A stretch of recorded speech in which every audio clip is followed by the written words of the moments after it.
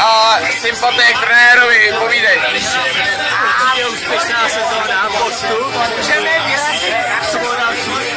Co trenér, jak to vidíš v týmu, co kamarádi, jak jsme byli dohromady, jak to vidíš?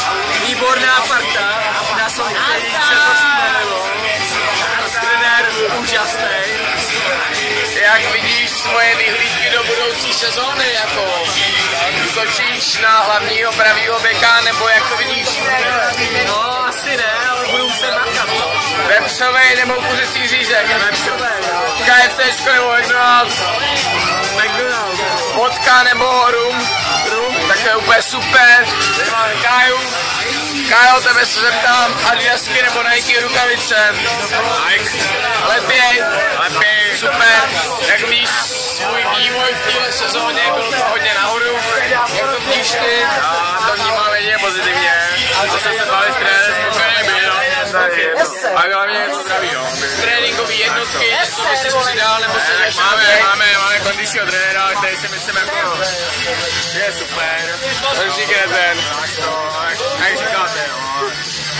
A Myslím, že to jde. Plzeň nebo Kozel? Vepřovej řízek nebo kuřecí? A jak lepšíka. Blondýnka nebo brunetka? Blondýnka, jo. Nemůžeš říct, že si jo, viď? Takové vyčerpávající rozhovor. Davide! Co tě potřeba? Davide!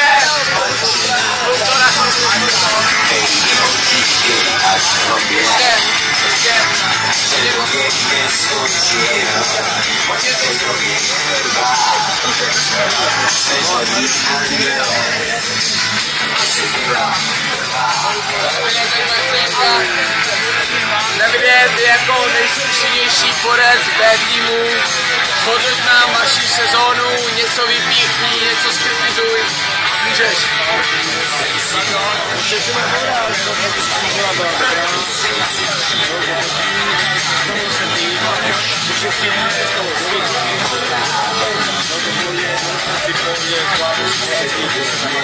Co tvůj dialog s trenérem, jak jste spolu spolupracovali jako s kapitánem, víš co?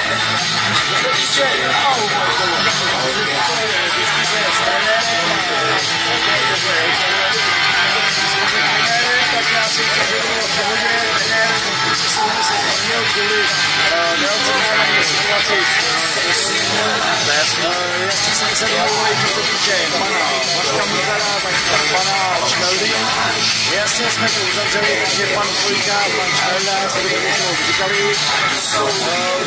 Já si myslím, že jsme nalezli podobnou hodnotu, nějaký zápasy vyšly, některé méně.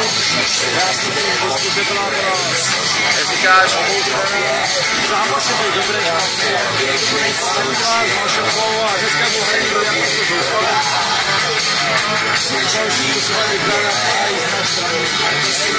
Davide, jednoduchý odpovědi, vepřovej nebo kuřecí řízek? Já myslím, že vepřovej.